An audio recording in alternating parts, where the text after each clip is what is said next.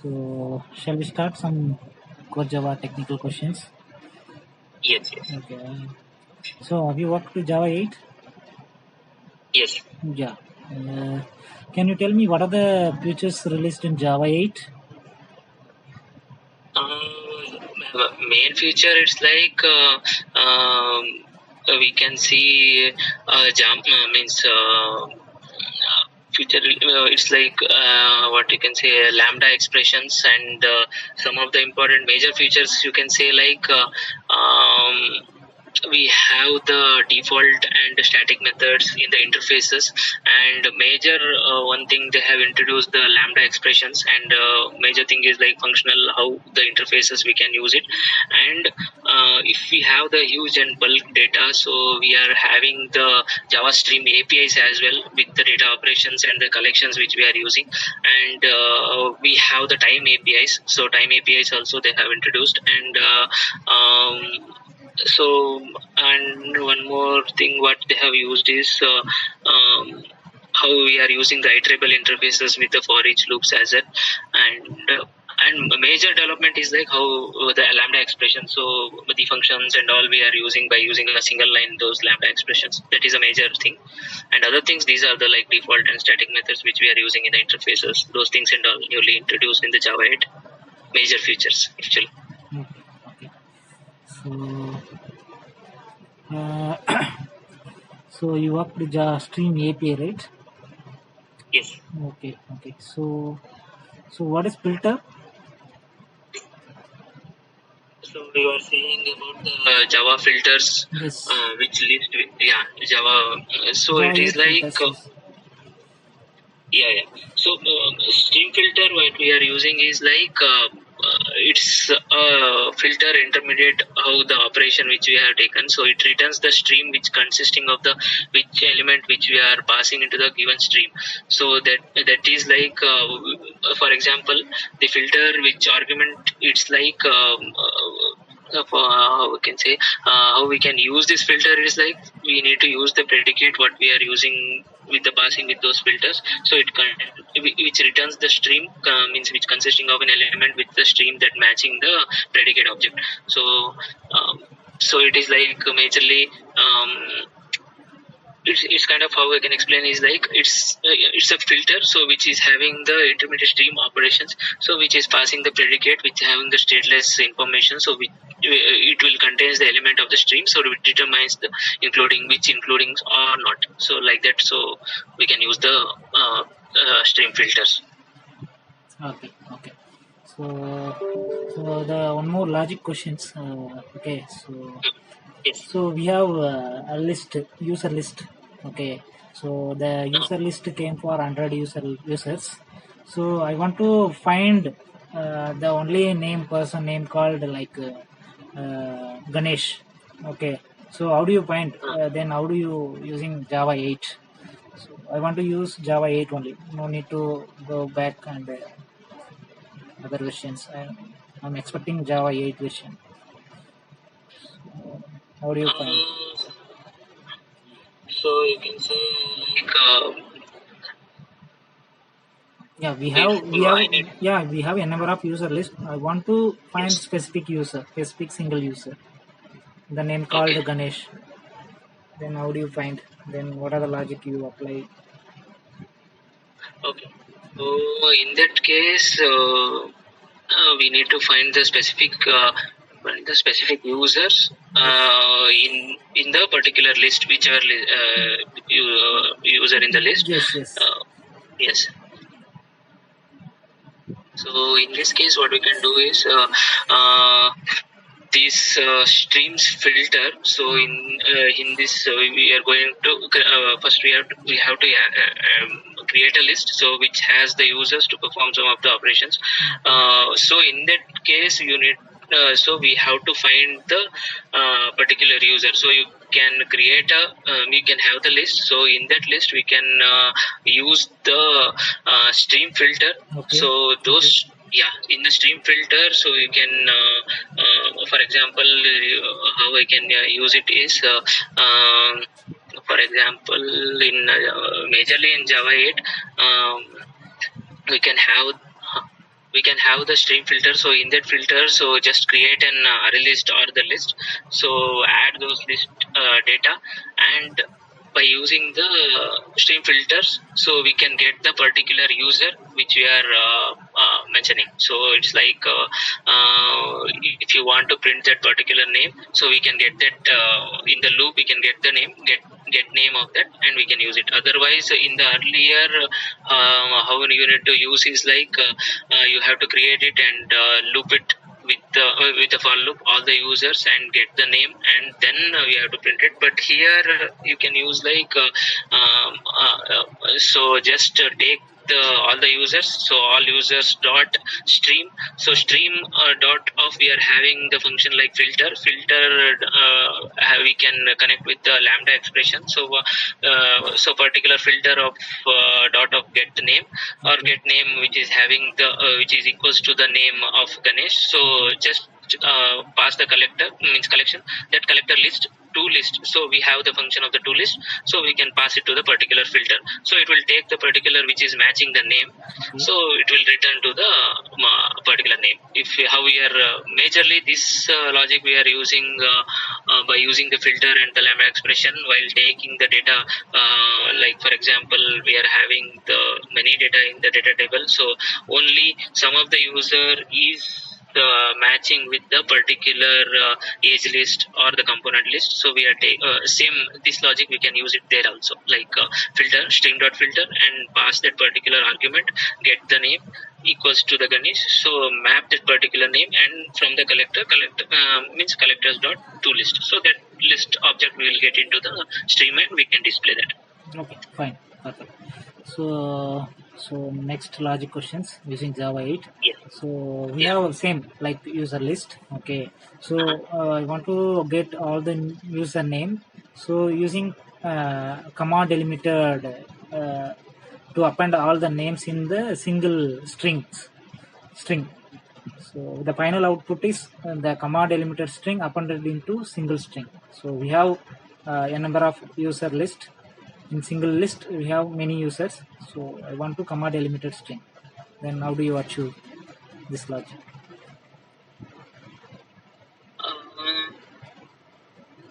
Yeah, you can use comma delimited. Yeah, comma delimited. Comma. Yeah. So in this case, so you have the user list. Yeah.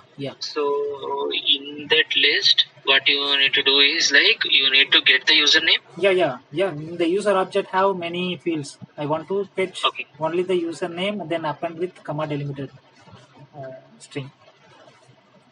Okay. So in that case, you don't know using Java 8, you can tell any other way also. No issue. Okay. So this case, what we can do is we need to add particular, if you have the user list,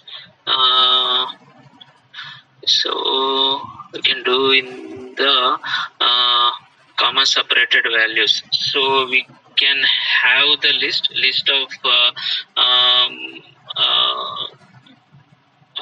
we can add the we have the as list as an API in the Java 8 actually. So if you for example if you have the multiple values in the list, so we are having the arrays dot as list, so we can have the all the comma separated elements, like we are having the names. So in that names list of, we can have the string of an inbuilt array. So list of particular names equals to arrays dot of as list. So as list, it contains the multiple parameters which is comma separated, like all the matches will take care for the by using the as list, so collecting with it. Or else if the string which having the comma separated, which is you can get those value by using the dot like stream dot collect of our particular characters, which is joining by using the joining statement. So joining statement of the comma, so that we can have it. But majorly I can use it with an as list. So arrays of as list. So it contains the multiple names or multiple strings inside it with the comma separated. Actually, we can get that. So by this way, we can add the comma separated thing in that. Okay, fine. So, what is the use of optional in Java 8? So you're saying so optional is yeah. Go ahead. So yes. Sorry. So in this case, we it majorly help in if we have the too many null checks. So we can use, instead of that, we can use this as optional. We can have that package, and if we have that container which having the object which contains not null object, so instead of that Java optional we can use. So you can use that particular package and we can import that Java optional. A major thing is like Java optional we can use for the good way of coding. So if you don't want to, because everywhere we have to use the null check, so we can have the optional. So by using the optional, we can specify alternate values, or else return that particular code to like finally block how we are returning. So our alternate return, we can return it. So it will avoid so many null checks in the thing. So this is the major helpful thing in the optional actually. Like how we are in the APIs, right? So APIs we are getting one more. It's like if they are passing in the query params, so there will be a chances of like let me say how they can use it is there is an option with an so for example the required field is there. So if we are passing the request parameter in the API, so required false, if you give as a required false, it is like it's not a mandatory field.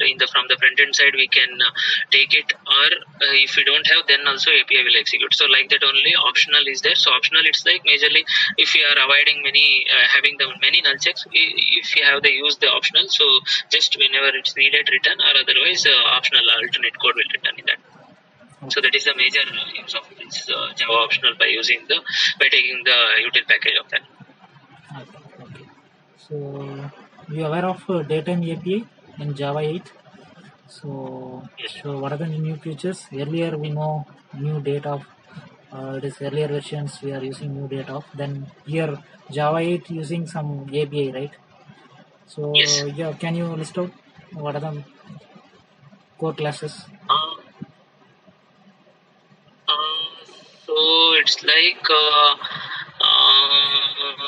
we can take the local date time by using java.time.star. It will get the local time of function, or java.time.format, which having the date time formatter as well. So major thing in Java 8 they have used for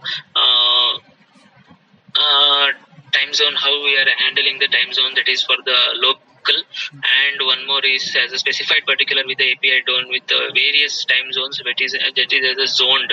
So or else we can use the local datetime / local time, which we are having that local datetime API. So for example, you can import the particular Java datetime, so Java time .star, or we can have the Java time format or datetime formatter we can use. So one is like local datetime .now, so it will get the current time. Local time, it is current time actually.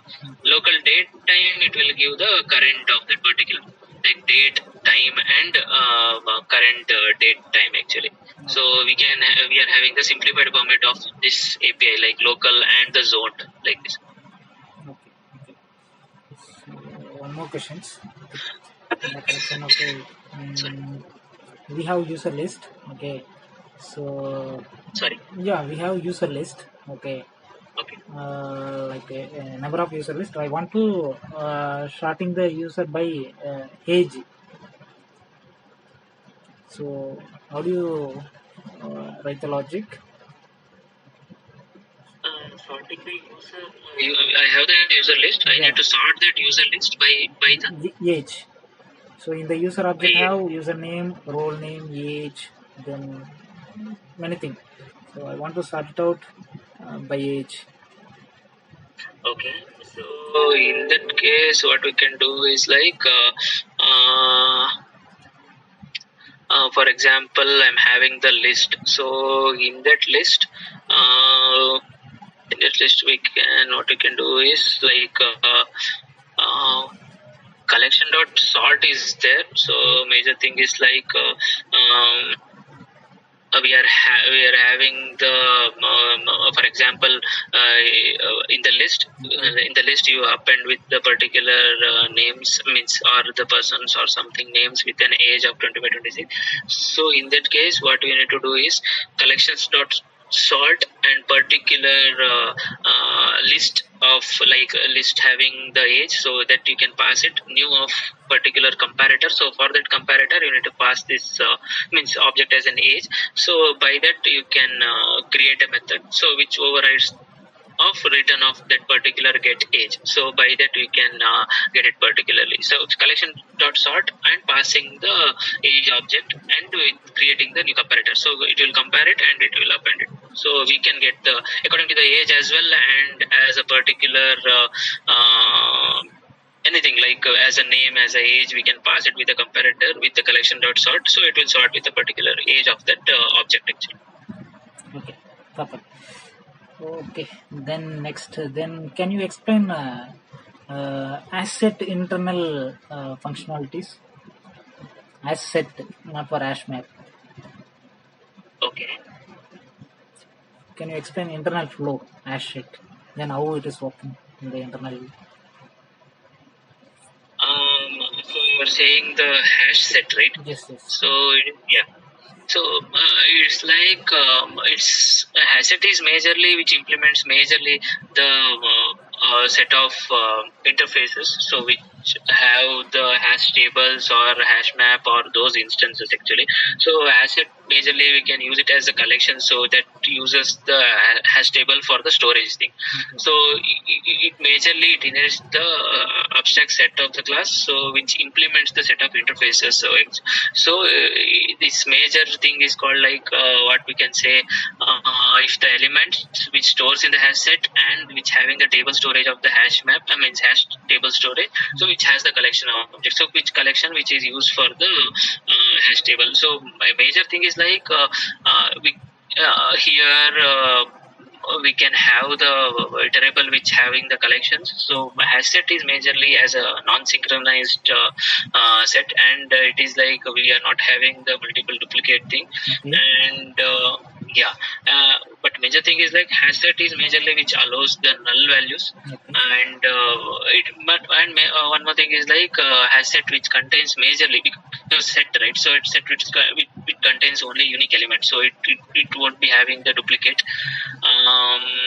And one more thing is like here hash set we are not maintaining the any insertion order. We are adding those things, we are loop it, and we can insert the loop. We are adding the hash set, so setting adding those elements inserted on the basis of the hash code actually of their particular hash code, not in the insertion order.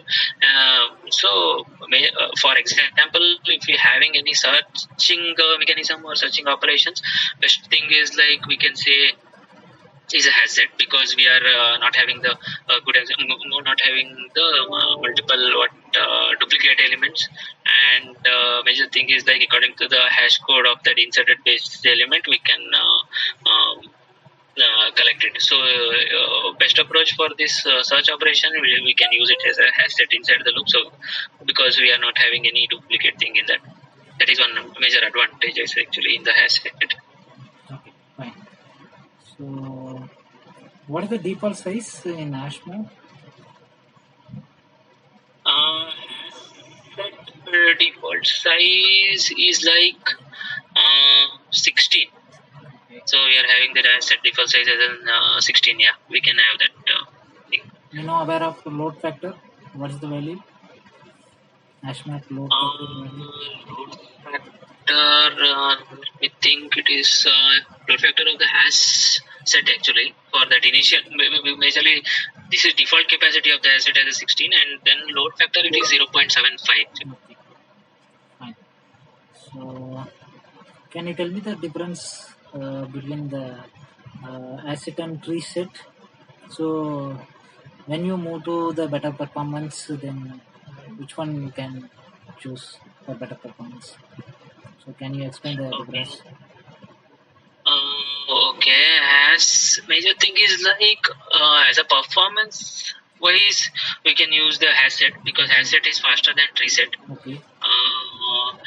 Because hash set is implemented by using the hash table, but tree set we can use for the majorly search, insert and delete thing.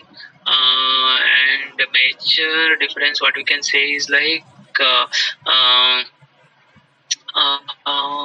one major importance I can see like the hash set having the faster one thing, and one more thing is like if you come for the null object, because we know a hash set allows the null, tree set doesn't allow the null. So and tree set doesn't allow the null object and throw the null pointer exception.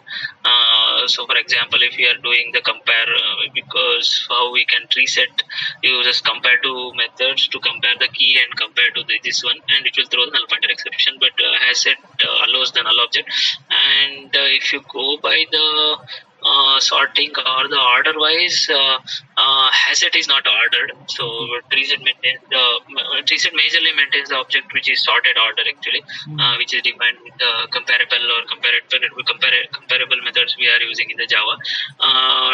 So majorly tree set elements which are sorted in the ascending order by default, and in hash set anyhow we don't have any order because it contains the hash code. It will take the recent entry of the hash code and it will take it. And one more major thing what we can say is like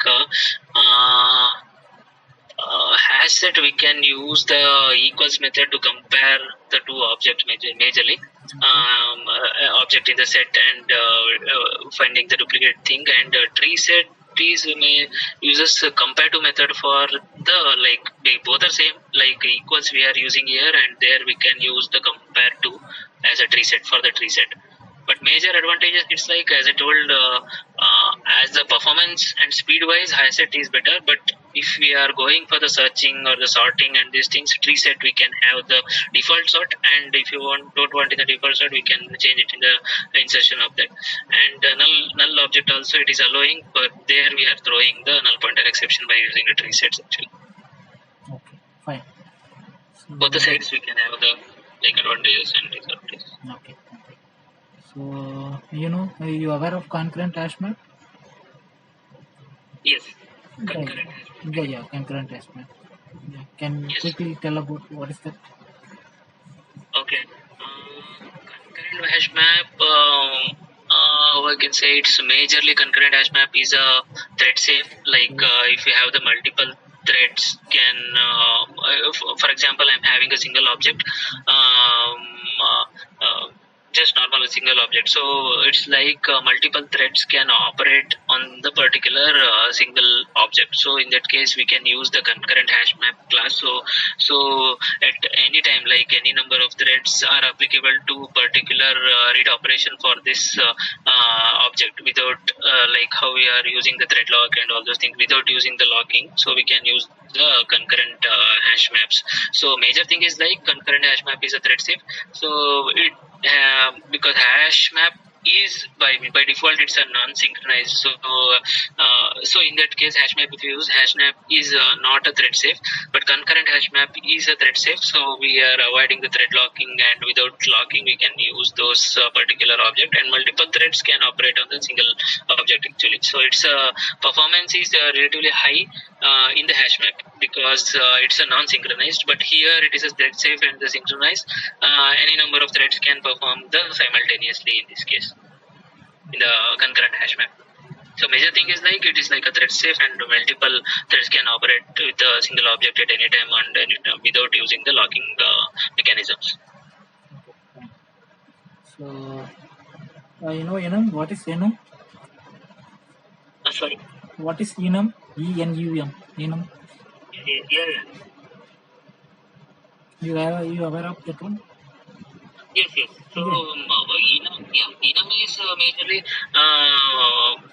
how we are assigning the values at the compile times, such as like for having the many, for examples, how we can say, it's this is kind of a data type. So in this data types enables the variables to be particular set of items which is predefined as a constant. So for example, if you're having some of the constant values like first, last, and second, third, and these things we can add it in the enums and give the enumeration data type, so we can use that particular thing. It's kind of like in the code again and again we don't need to change and say a particular enums we can use it, and we can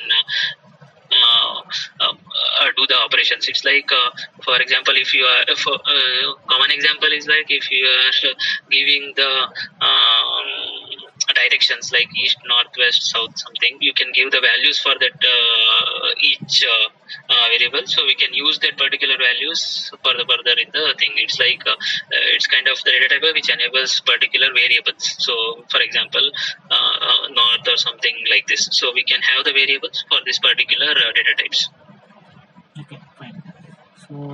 So how do you create custom exception? A custom exception in the sense like so normally it's like for example, how I can say, it is let me tell you, we can create user defined like both checked and unchecked exceptions. And for the custom exceptions, it's like for example, if we are having the business logic, in this logic we are having the particular workflow, we need to cache that workflow. So for example, for if I am scanning a file, like for example I am having the Excel file, the file name I need to scan it, like in the try block we can have the scanner file of that particular new scanner and pass that file name, and in that case catch if file we are not finding, so we can catch that by using the it is checked exception. So for example, we can pass the file not found exception. For example, if it is what I can say, if another thing is like unchecked exceptions. For example, if you are file not found, and if it is file have again, if you have the catch block, and in the catch we are having the file not found, and you can return it throwing the incorrect file name exceptions like that. Okay, fine. So next we will move to framework questions, Ganesh. Okay, the core Java, fine. So are you working the Spring Boot, right? Okay. So, can you explain Spring Boot in internal flow? Then why we are move to Spring MVC to Spring Boot?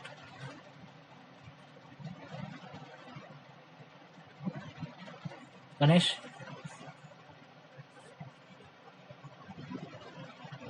Ganesh?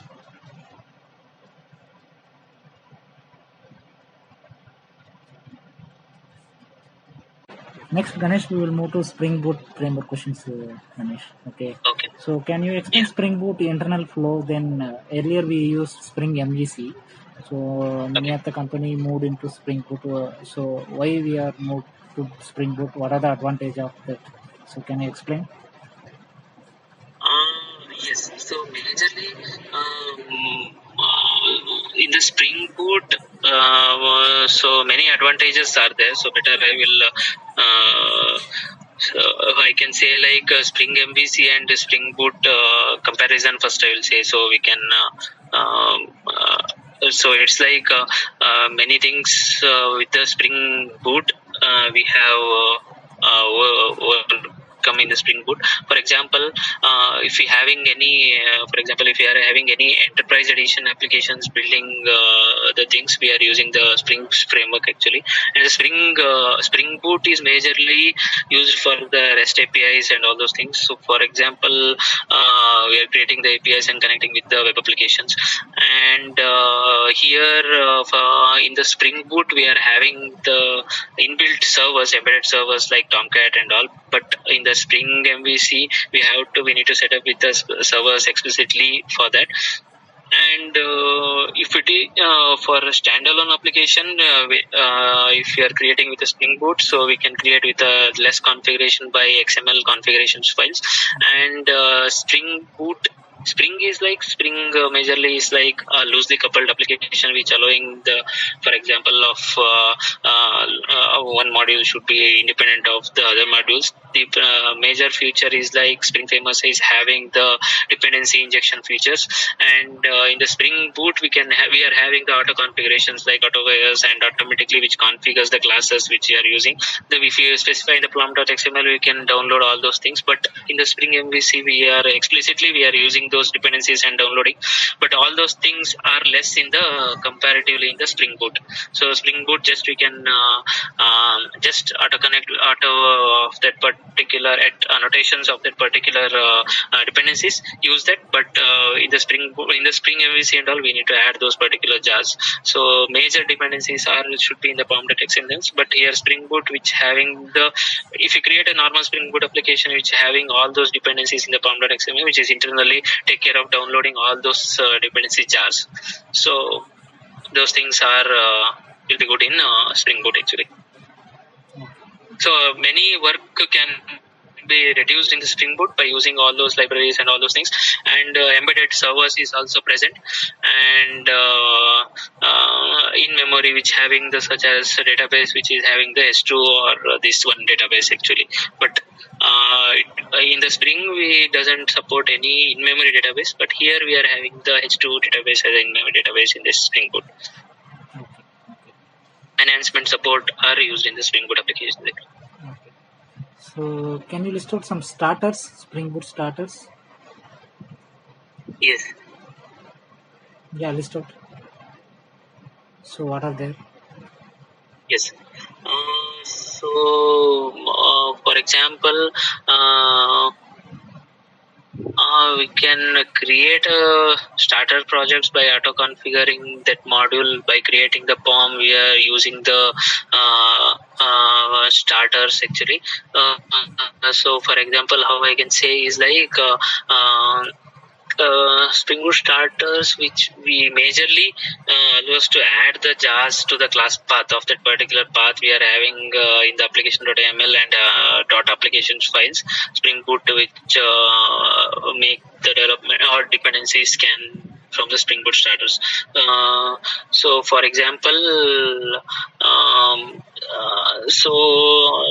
majorly we are having the pattern of the Spring Boot starters of star, where the star indicates particular all those applications. For example, database access. If you want to use the major Spring and JPA, because database access, right? So include the Spring Boot starter data of JPA dependencies in the pom.xml. So it will get the database connectivity and database access. So for example, those starters is like Spring Boot starter data JPA, and we are majorly we can have the other third party starters as well, organization of the Spring Boot of this group. And one more thing is like some of the starters are like Spring Boot starters for the web services and Spring Boot starter of the mail and Spring Boot data of the Redis, because we are using the Redis server. So that is Spring Boot starter data of the Redis and Spring Boot data of the web. And in common application, everything will be like web services, mails, and the Redis server configuration, and Spring Boot starter for the test cases, and for the JDBC, which is for the connection pool. And some of the thing is like if we are using the security thing, Spring Boot starter of the security, and the JPA, how I earlier explained with the JPA, with the Hibernate, those things, Spring Boot data JPA. And many starters are the Spring Boot starters of the MongoDB as well. And most of the thing we are using Spring Boot starter data of the REST and the security, Spring Boot starter data of the JPA, and Spring Boot starter data of majorly, like for example, as a JDBC and test is because we are having the unit test cases. And one more thing, majorly mail is there, Redis is the Spring Boot data starter of the mail, Redis. Many starters are there. Like major thing is the Spring Boot starter web and web services and the Redis and the JPA and the JDBC and the test. So these are the common everywhere every application, web application we are using. Yeah, fine.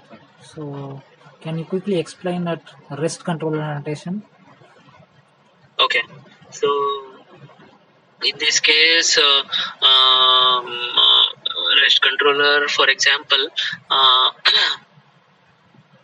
if you want to create RESTful web services using the Spring MVC, so we can use the Spring REST controllers, which it will take care of those mapping the request data. If you want to create the RESTful web services, at REST controller, it is majorly used to get the RESTful web services. It will contain the at controller and the at response body both. So we can use the at REST controllers. So it's for example, earlier in the Spring MVC, we are having the common annotations like at controller, so which is used to majorly map with those classes, controller and the thing. But at REST controller, it is used to get the RESTful web services, which is equivalent to at controller plus this response body as well. So it is like how we can say, if you're having the JSON or the XML file which is generated, so REST controller takes care of the mapping with particular data which is defined in the request handler method.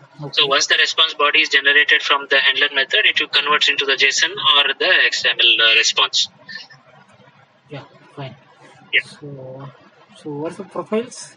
You know profiles? Oh, sorry, sir, I didn't get you. Profile in the configuration level. Yeah. Your voice is breaking. Okay. So what is the profile? You know profile? Yes. Yeah.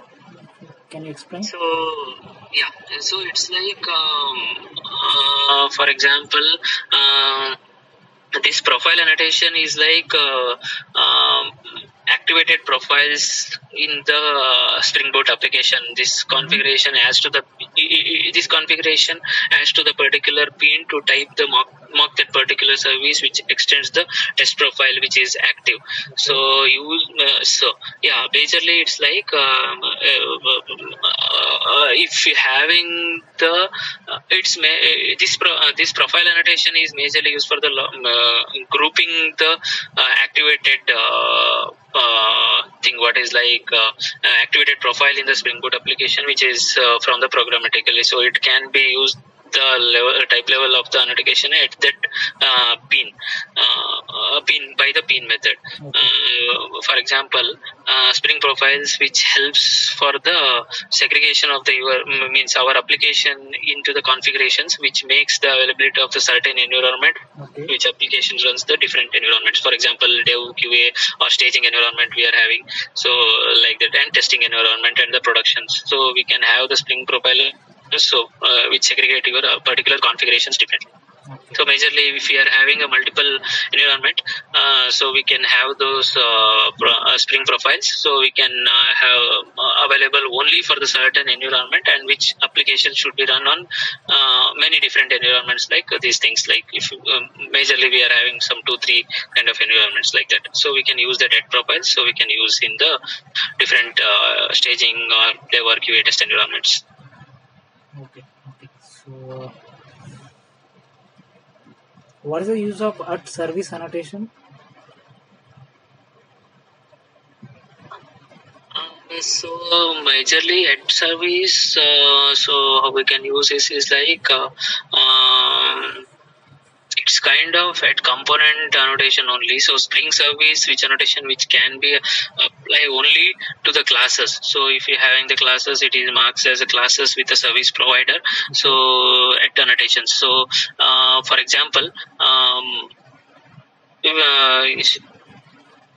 at service which across the application, if you want to mark that particular bean as a Spring managed total component, so we can use that particular at component.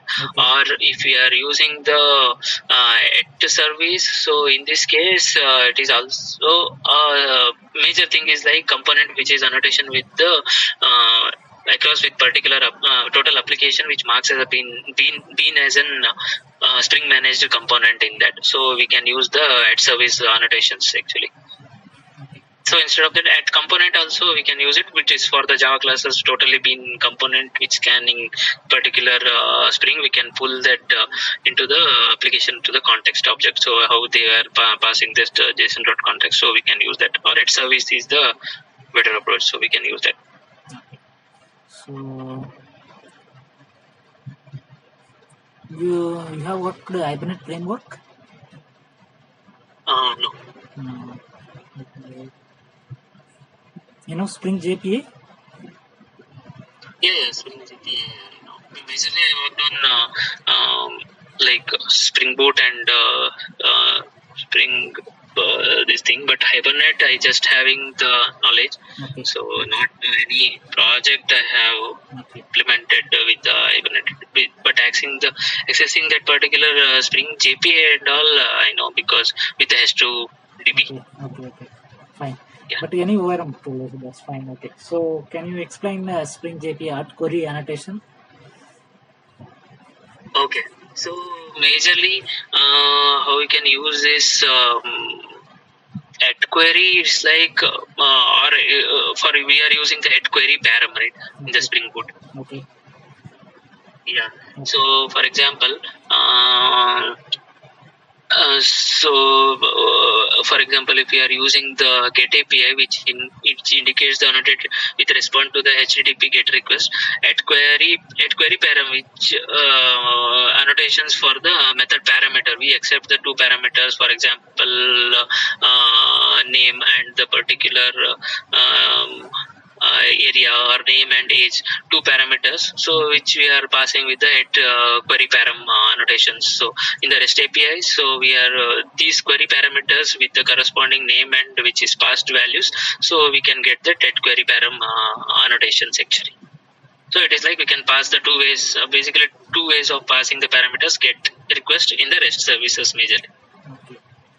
So you can use the path variables or the request params or those things. Request param is majorly which is used to extract that particular query parameters. Path variable is used to extract the data right from that particular URI which we are mentioned. So even though both are used to extract the data from the URL, but at request param we used to retrieve the query parameters majorly.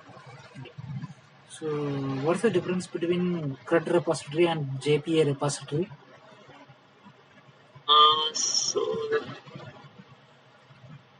we can say like the repository or JPA repository. CRUD repository. Yes. Yeah. Great.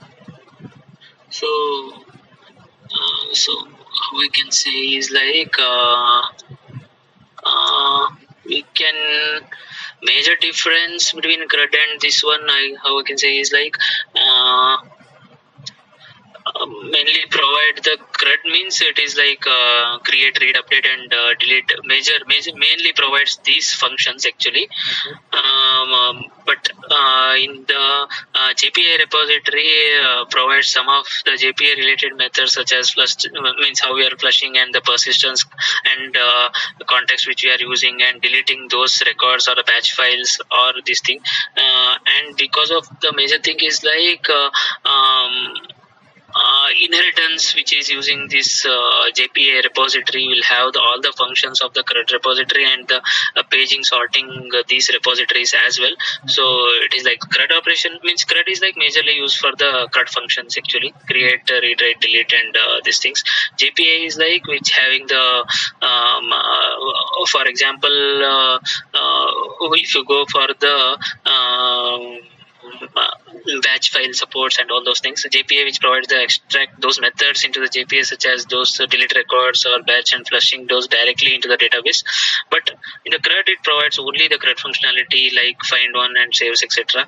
For example, if you go from the like JPA which use our repository with the JPA persistence technology, and CRUD repository or those paging, those sorting repository, depending on whether you need the sorting or the pagination or like this. JPA which majorly which extends the paging and paging, JPA which majorly inbuilt which extends the paging and sorting repositories, and it provides those methods which are useful for the implementing our pagination on those things. CRUD doesn't provide all these things which is implementing those methods or pagination or sorting all those things, but JPA is better. And major thing is CRUD is only for the CRUD functional majorly. Create, read, write, read, update, and delete. Yeah, fine.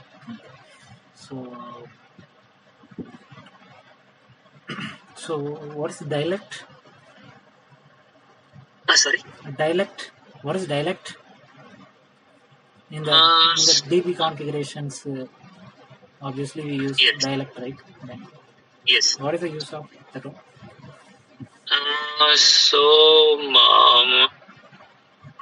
For example, if you go for the DB configuration, those JPA database dialect is majorly for the configuration of the independent particular software, all those things like that.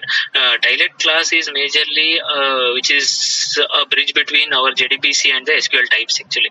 So which contains the mapping between our Java data types and the database data types. So for example, how I can say is like it is like our Java data type is like we are not having the varchar and all, right? So it is having the bridge between those things. We can having those varchar and we are having the variables like that. It will majorly contains a mapping between the Java data type and the database data type majorly. So this is the dialect class which is majorly a bridge between those things. Use of dialect is those things in the generation of the SQL, those statement appropriate types. Okay. So how do you communicate many-to-many mapping, many-to-many relationship, like one parent table to child table or child to parent? Can you explain the mapping? Many-to-many mapping. So we have many mappings. So can you explain the particular many-to-many mapping? So it's like many-to-many relationship is if one record from the table A which is related to one or two more records in the table B. It's like same thing, like table B having one record and table B having the one or two records, which establish the total many-to-many relation, which create a third table called like other table C, which will have those primary key with both the table A and the table B. It's like many-to-many relation actually. So in this case, from the table A is related to major one or more, how I can say, the same one or more records which in the table B. So in the table B I am having name and the column as an age, and the table A we are having the name and column. So we can records in the table B which establish those relationship, which creates the third table which will give the primary key of both the table of table A and table B, like that. Many-to-many relationship. It's like between two or more tables, which is use. We can use one more table as an particular junction table. So that junction table, which also refers to the bridge table, which is associated with the main table, which is having the bridges of those together, which refers to the particular primary key in the each tables. Okay. Any specific annotation used in entity class? Aware of? annotations. So in the entity class, we can use at many to many. We can use at many to many, and at the join table also we can use, or at the join column annotations also we can use, or at many to many annotation is used to both the classes which create the many to many relationship actually, at many to many or at join table also. Okay. So how do you generate ID in the entity class? Sorry. How do you generate the primary key IDs for each entity class? So like you can primary key with specific primary key which is having the for example we can have the OR mapping file, so or we can create a primary key for that particular table or the schema which we have created, or for that particular table we are having the primary key. So in that primary key we can have the class hierarchy which you specify the primary key which is having the at ID. So at ID in the persistence field which property which specify the key which is in the object relationship OR mapping file actually. Yeah, or no entities which is having the at ID which is directly with respect of those things is not allowed. So every JPA which is having the primary key we must read more those means JPA handler. So we have to add that at ID. So we can add that particular annotation maps by using that without using the at ID as well. No. Spring repository without using the at ID. Okay. So have you worked Spring Security? Yes. Okay. So how do you authenticate by users? How do you authorize? For example, in the front-end UI, they are expecting some menu for particular user.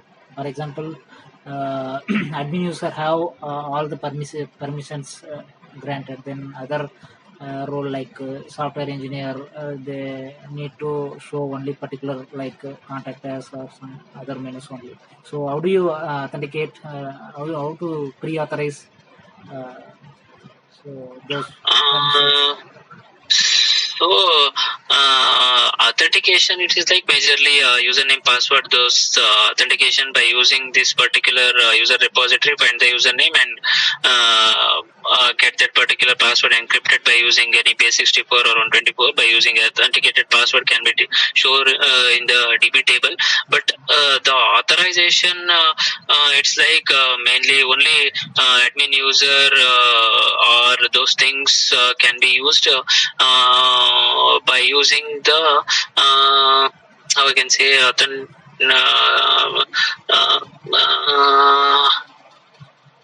so if it is authorization, authentication is majorly like by using the Java, means authentication.java we can use that. But authorization case, the Spring, like how we are creating the how I can explain this is like this authentication or the access control, we are having those access control. So authentication of, we are having those APIs or the classes authenticate of that particular authentication, we can have that. Or authentication manager can do this authenticate of the particular, we can have the authenticators as a true, those things. And for the I can say if we have the authorization manager, so if we are specifying the particular users in the DB, so for that particular users in the DB relationship management, so we can have the many users, supervisor user, main user or master user, so we can display it, and in the we can have the auto configure with the bin classes. So authentication manager, it will take care of that particular, we are having the access for that user roles. So for example, only is master is having the only user role permission, so we can give it in the database and extract from the authentication managers, authorization managers. So we can use a method like get the user from the data source and set it with the roles of that. We can mention different roles, user or the admin user or the supervisor users, like that.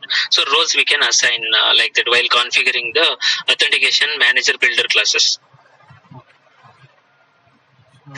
What is JWT? So, for example, it's a JSON-based web token authentication. So, which encodes the JSON encoded representation, which we are using the JSON format, which transfer to particularly, it's like a web token which we are using. For example, how I can say, if JWT.io, which package we are using that. So, how it is like public and private key, which separately RSA we are using those authentication, right? JSON web token authentication. So authorization we can use it like the most common thing is like JWT for the authorization, which is which once the user is logged in, which subsequent to particular we include the JWT, which allowing the user access routes. So which services which we are using, so it will indicate. So those JSON web token, it will token structure, it will take like header, payload, and those signature. It will take it and it will particularly store it. And from the payload, we are getting the response. So according to that, we are having those roles. Actually, that is the JWT, like JSON web token we are using. Okay. So, have you worked with OAuth? OAuth, right? Yeah. So, yeah. So OAuth 2.0 majorly we have this one.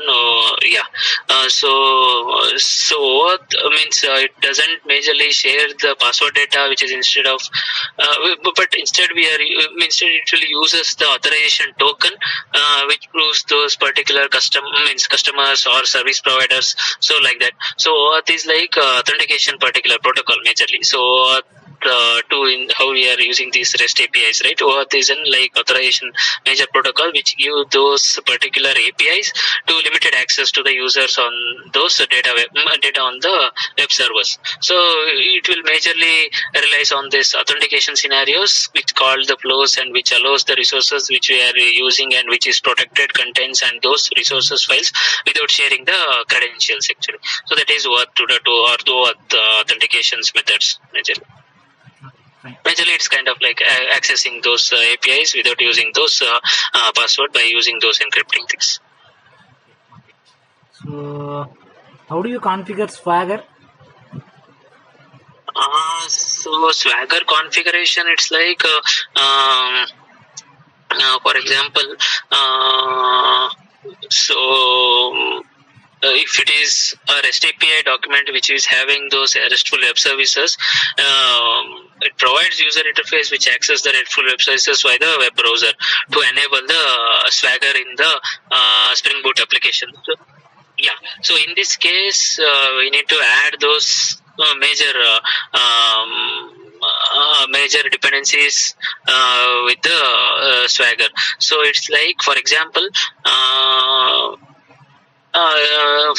Spring Boot majorly are developing those RESTful web services and using those Swagger makes those documents or the RESTful web services easy. For example, so how I can say, for example, if it is if I am having the applications, a group of dependencies, so dependencies of the Spring Boot Fox and Spring Boot of those Swagger to artifact ID, so we can mention that Spring Boot application, which is based on the Java configuration. So if we are having after defining those things, we can have those docket pin, so which selects the methods which returns to the API selectors binders actually. So this is called like how we are using the Swagger. So with those dependencies we can include it in the our pom.xml, like artifact ID, which is having the Spring Fox of the Swagger 2 or now recent. So you work Docker also, right? Your Docker. Yeah. Okay. CI/CD configuration, but not majorly. Now we are creating the pipelines, those pipeline jobs and all, like creating the Docker images and all those things. Okay. Fine. So, so can you explain the difference between microservices and monolithic architecture? So why we are moved to microservices architecture? It's like, for example, old applications and all, we can see like monolithic architectures. So monolithic application is a single unit. Microservices are like majorly a breakdown into the particular collections or smaller independent units. It's like different units, so we can particularly deploy those units, and it is not related with the other modules. So for example, I'm having a different modules. If we having the monolithic architecture, one is, it is like tightly coupled, so it is like one, it is independent, we have to deploy it in a total. But microservices is like different services, like, and we directly we can have those Docker images or those make it an image and we can deploy it. It's like different modules in the microservices. Microservices, it is directly, each service is directly interacted with the database, but monolithic, it's like it's totally a single application which interact with the database. If you change something in the whole application should be deployed, but here it is the case like independent component firstly which you can deploy and update it independently, and it's more flexible thing as well. So like even I am having the user management, it is not dependent with the dashboard and all those things. If you change in anything, just take those microservice and change it and deploy it and update independently. There is no much impact on the major services or from the database side. It is because each microservice directly interact with the DB. Okay. So in the microservices, so we have some list of some components required, right? Can you explain the architecture, like some gateway, something like that? In sense, like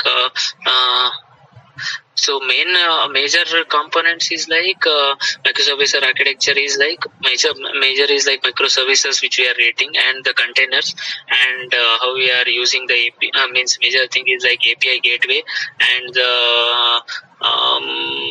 we can say like service mesh also. So because we are creating those things and deploying and creating the Kubernetes clusters, so major thing is like microservices, containers, and API gateways, and service, different types of means major components of the architecture of these microservices. Okay, fine, Ganesh. Okay, so Yeah. I covered almost thing. So based on your Yes. experience, okay. So I missed out. I think I did not cover the database part, but okay, fine. I already asked the Spring JP questions. Okay, fine, Ganesh. Thanks for your timing. Okay, I will update your status to Suresh. Maybe he will contact you. Okay, so maybe I will update your status by today. Yeah. Thanks for your time. Bye bye. Thank you. Nice talking. Yeah.